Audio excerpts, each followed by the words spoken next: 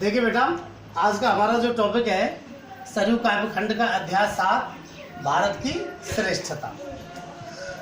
कवि मैथिली शरण गुप्त। ये जो पंक्तियां हैं ये इनकी एक पुस्तक थी भारत भारती। वो भारत भारती पुस्तक भारत की स्वतंत्रता के टाइम पर लिखी गई थी और उस समय की सर्वश्रेष्ठ कृतियों में आती थी। इससे भारतीय युवाओं में जो देशभक्ति के जो भाव हैं वो देशभक्ति के भाव बहुत ज़्यादा उत्पन्न हुए थे और अंग्रेजों के विरुद्ध क्रांतिकारी आंदोलन में युवकों ने बड़ा बढ़ चढ़ करके भाग लिया था इस पुस्तक को पढ़ करके। इसीलिए उस समय जो है मैथिली शरण गुप्त को अंग्रेजी सरकार के द्वारा जो है सजा भी दी गई जेल के। तो इस प्रकार से ये इस पुस्तक में भारत की संस्कृति, भारत की शिक्षा, भारत की पुरातनता, भारत की जो है राष्ट्रीयता, भारत की शिक्षा और भारत के जो संस्कार हैं और देवताओं की जो प्रकृति के ऊपर जो कृपा है उसका बड़ा सुंदर वर्णन इसमें कवि ने किया है। तो कवि कहते हैं, भूलोक का गौरव प्रकृति का पुण्य लीला स्थल कहाँ, फैला मनोहर गिरि हिमालय और गंगा जल जहाँ, संपूर्ण देशों से अधिक किस देश का उत्कर्ष है, उसका कि जो ऋषि भूमि है वह कौन भारत वर्ष है। कवि कहते हैं कि इस धरती लोक, भूलोक मतलब धरती लोक, पृथ्वी लोक, इस पृथ्वी लोक का गौरव और प्रकृति की लीलाओं का पुण्य स्थल, पुण्य लीला स्थली, प्रकृति की पुण्य लीला स्थली जो है कौन सा देश है। इस धरती लोक का गौरव हमारा भारत देश इस पृथ्वी लोक का गौरव है। क्यों है? क्योंकि इस पृथ्वी पर जितने भी देश हुए हैं सारे देशों में जितनी अच्छी संस्कृति, जितना अच्छा पर्यावरण, जितना अच्छा वातावरण, जितने अच्छे संस्कार जो भारत के रहे हैं, भारतीय लोगों के रहे, इतने विश्व के किसी भी देश के लिए आज भी आप समझ लीजिए। इतनी पवित्रता, इतनी भक्ति, इतने जो है धार्मिक कार्यक्रम, इतनी दयालुता, इतना सहयोग शायद मुझे नहीं लगता विश्व के अन्य किसी भी देश में हो जितना कि भारत देश में। इसलिए ये पृथ्वी लोक का गौरव माना जाता है। ऐसा मानते थे कि जो है देवता भी इस हमारे देश पर जो है अपनी लीला करने के लिए आते थे। तो ये पृथ्वी लोक का गौरव है। तो भूलोक का गौरव प्रकृति का पुण्य लीला स्थल कहाँ। तो कवि कहते हैं कि इस पृथ्वी लोक का गौरव कौन सा देश है और इस प्रकृति का पुण्य लीला स्थल कौन सा देश है। पुण्य लीला स्थल मतलब प्रकृति जो है तरह तरह की लीलाएं करती रहती है। आप देखेंगे इस देश में 6 ऋतुएं आती हैं। कितनी ऋतुएं आती हैं? 6 ऋतुएं आती हैं और 6 ऋतुएं जो है वो शायद मुझे नहीं लगता विश्व के अन्य किसी देश में इतना ऋतु परिवर्तन हो। विश्व के अन्य किसी भी देश में इतना जो है ऋतु परिवर्तन हो। तो इस प्रकार से इस देश में 6 ऋतुएं आती हैं। ये प्रकृति के तरह तरह के परिवर्तन होते रहते हैं, इसलिए प्रकृति का पुण्य लीला स्थल है। तो कौन सा देश है वो जो प्रकृति का पुण्य लीला स्थल है? फैला मनोहर गिरि हिमालय और गंगा जल जहाँ, और जहाँ पर मन को हरने वाला हिमालय पर्वत फैला हुआ है। कौन सा पर्वत फैला हुआ है? हिमालय पर्वत फैला हुआ है। और गंगा जल, जहाँ गंगा का जल बह रहा है। किसका जल बह रहा है? गंगा का जल। वह कौन सा देश है? और संपूर्ण देशों से अधिक किस देश का उत्कर्ष है। और वह कौन सा देश है जिसका उत्कर्ष, जिसका उत्थान आर्थिक रूप से, सांस्कृतिक रूप से, समृद्धि के तौर पर संपूर्ण देशों से अधिक जिसका जो है उत्थान है। तो वह कौन सा देश है? उसका कि जो ऋषि भूमि है वह कौन? भारतवर्ष है। और वह उस देश का वह कौन सा देश है जो ऋषियों की भूमि है? तो हमारे यहाँ ये जो है वह कौन है? भारतवर्ष है। कभी कहता है कि वह कौन सा देश है? वो देश है भारतवर्ष। ऋषियों की भूमि, हमारी जो भारत भूमि है वो ऋषियों की भूमि कहलाती है।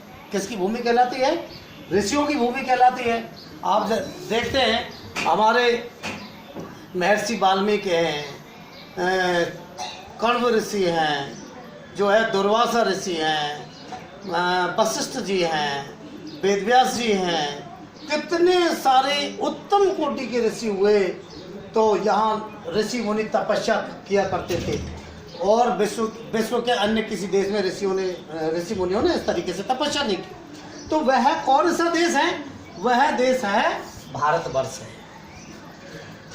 हाँ, वृद्ध भारतवर्ष ही संसार का सिरमौर है। कभी आगे कहते हैं कि हमारा भारतवर्ष वृद्ध भारतवर्ष है, मतलब पुराना। वृद्ध का मतलब पुराना।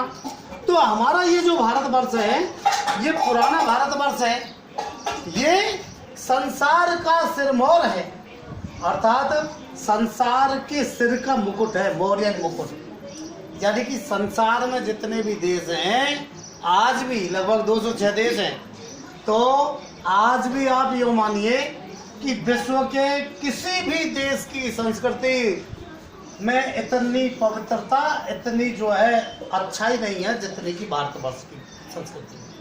ये आर्यों की भूमि कहलाती है, आर्यों की भूमि कहलाती है।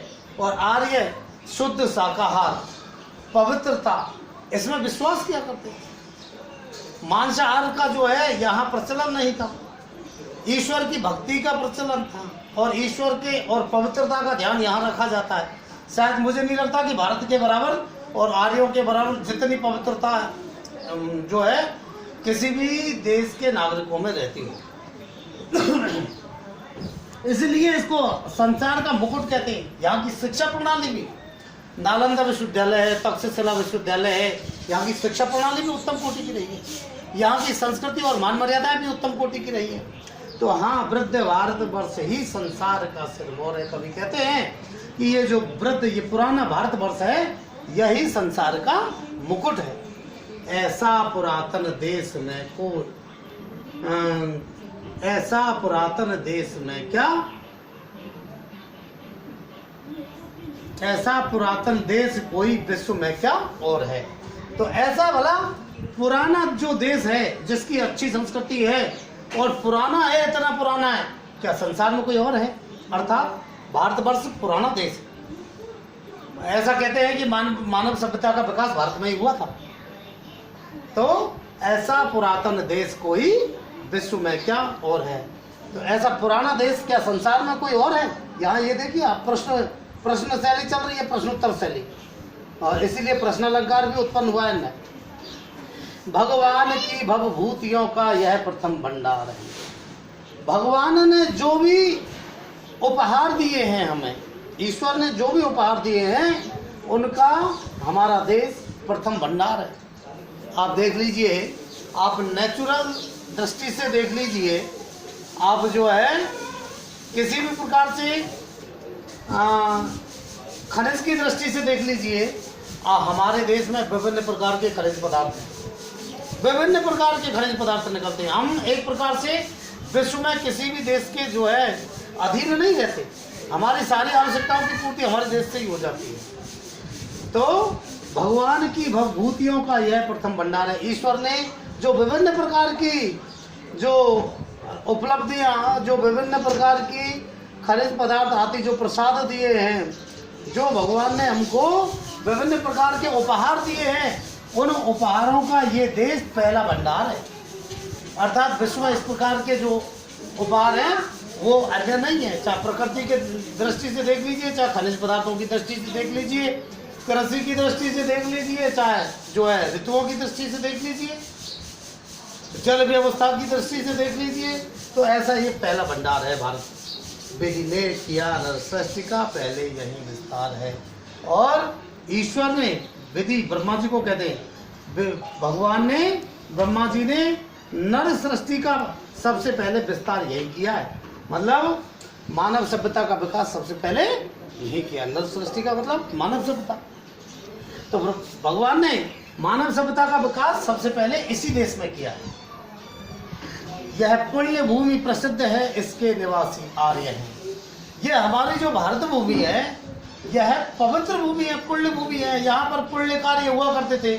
आप यहाँ के राजाओं को देख लीजिए, बड़े आदर्श राजा हुआ करते थे। राजा हरिश्चंद्र है और जो है राजा बल्ली है। इस प्रकार से राजा, विभिन्न प्रकार के जो राजा थे वो बड़े आदर्श राजा हुआ करते थे, बड़े पवित्रता के काम किया करते थे। ऋषि मुनि थे, वो भी उनके बारे में भी जो है पवित्रता के भाव थे। तो यह पुण्य भूमि प्रसिद्ध है। ये भारत भूमि जो है पुण्य भूमि है, ये प्रसिद्ध है, संसार में प्रसिद्ध है, आज भी प्रसिद्ध है। इसके निवासी आर्य हैं। और इसके निवासी कौन है? आर्य। आर्य इस देश के मूल निवासी थे। इसके निवासी आर्य हैं। तो आर्य इस देश के मूल निवासी थे, इसलिए इसके निवासियों को आर्य कहा जाता है। आज हम भी आर्यों की संतान हैं। विद्या कला कौशल के जो प्रथम आचार्य हैं। तो ये जो आर्य थे, ये विद्या कला और कला में कुशलता के प्रथम आचार्य रहे यहाँ के आर्य। अर्थात विभिन्न प्रकार की विद्याएं हमारे आर्यों में रही हैं। विभिन्न प्रकार की कलाओं में निपुण थे हमारे आर्य। इनके विभिन्न प्रकार की विद्याओं के और कला कौशल के प्रथम आचार्य रहे, प्रथम शिक्षक रहे। संतान उनकी आज यद्यपि हम अधोगति में पड़े। आज हम उनकी संतान हैं, आर्यों की संतान है, लेकिन आज हम अधोगति में पड़े हुए हैं। ये उस समय मैंने आपको अभी बताया था थोड़ी देर पहले कि ये उस समय रची गई थी ये रचना जब भारत जो है अंग्रेजों के अधीन था, पराधीनता की वीडियो में जकड़ा हुआ था। तो उस समय तो अधोगति ही थी।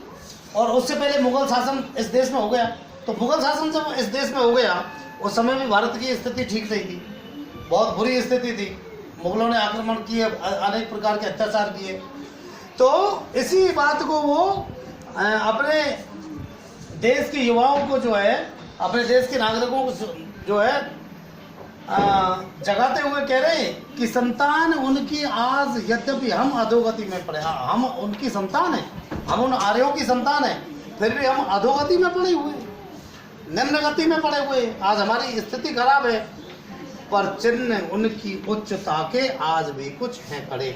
पर अधोगति में तो पड़े हुए, लेकिन आर्यों में जो उच्चता के गुण थे, उन उच्चता के गुणों के जो चिन्ह हैं वो आज भी हम में खड़े हुए हैं, मतलब आज भी हमें विद्यमान है। आर्यों में जो उच्चता के गुण थे, उन उच्चता के गुणों के जो चिन्ह हैं, वो उच्चता के गुणों के चिन्ह आज भी खड़े हुए हैं। मतलब आज भी हमारे देश के लोगों में वो उच्चता के गुण विद्यमान हैं। इस प्रकार से तो आपका ये हुआ जो है अर्थ। अब आप देखिए, ये इसमें जो है हरिगीति का छंद में लिखी हुई रचना है। कौन सी छंद में? हरिगीति का छंद में। छंद मैंने आपको पढ़ाई दी है पहले, ठीक है ना। और हरिगीति का छंद हमारे सिलेबस में है। हरिगीति का छंद की पहचान क्या होती है ये मैंने आपको बताया। हरिगीति का छंद सममात्रिक छंद है। कैसा छंद है? सममात्रिक छंद है। और इस छंद में 4 चरण होते हैं। यहाँ 4 चरण हो गए। प्रत्येक चरण में 28-28 मात्राएं होती हैं। कितनी होती है? 28-28 मात्राएं होती हैं। और 16-12 मात्राओं पर यति होती है। कितनी पर? 16-12 पर। अब मैं आपको दिखाता हूँ मात्रा लगा करके, देखिए। 2 2 1 2 2 1 1 1 1 1 2 2 1 2 2 1 1 1 2। हम टोटल गिनते हैं इनको। 2 और 2 4 1 5 5 2 7 7 2 9 9 और 2 11 11 और 2 13 13 और 1 14 14 और 2 16 और 2 18 और 1 19 19 2 21 21 और 2 23 23 और 2 25 25 और 1 26 26 और 2 28 28 मात्रा हो गई कि नहीं हो गई? 28 मात्रा हो गई। अब हम भूलोक का गौरव प्रकृति का यहाँ होना चाहिए।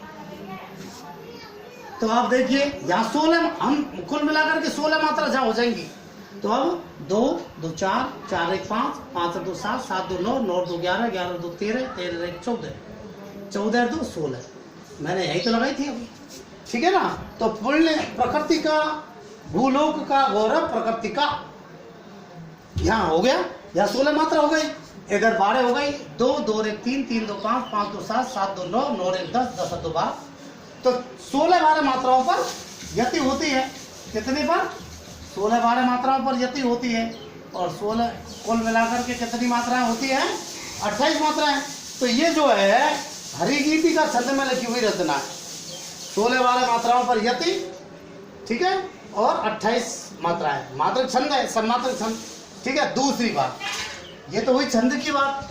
दूसरी बात ये है कि ये प्रश्नोत्तर शैली में लिखी हुई रचना है। देखिए, प्रश्न किया है, उत्तर दिया है, प्रश्न किया, उत्तर दिया, प्रश्न किया, उत्तर दिया, इस प्रकार से प्रश्नोत्तर शैली में लिखी हुई रचना है। इसलिए इसमें प्रश्न अलंकार भी उत्पन्न हुआ है। कौन सा अलंकार उत्पन्न हुआ है? प्रश्न अलंकार उत्पन्न हुए, अनुप्रास आदि और भी उत्पन्न है। तीसरी बात, ये राष्ट्रीय भावना और स्वदेश प्रेम का स्वर इसमें उत्पन्न हुआ है। राष्ट्रीय भावना और स्वदेश प्रेम का स्वर। पांचवी, सांस्कृतिक गौरव की व्यंजना हुई है इसमें, हमारी संस्कृति को दिखाया है। और ये तत्सम तद्भव शब्दावली युक्त खड़ी बोली हिंदी भाषा में लिखी गई रचना है। प्रसाद गुण है काव्य का, क्योंकि जिसका अर्थ सामान्य रूप से उत्पन्न हो जाता है उसमें प्रसाद गुण उत्पन्न होता है। बिल्कुल जैसे एकदम स्वच्छ जल में गिरा हुआ सिक्का यों के त्यों दिखाई दे जाता है, सुई गिरी हुई यों के त्यों दिखाई दे जाती है, उसी प्रकार से उसका अर्थ आसानी से दिखाई दे जाता है। तो इसका भी आसानी से दिखाई दे रहा है, तो इसलिए प्रसाद गुण है और पांचाली रीति है, ठीक है। इसके बाद में अपन पढ़ेंगे कल अगला चैप्टर। सेव कर।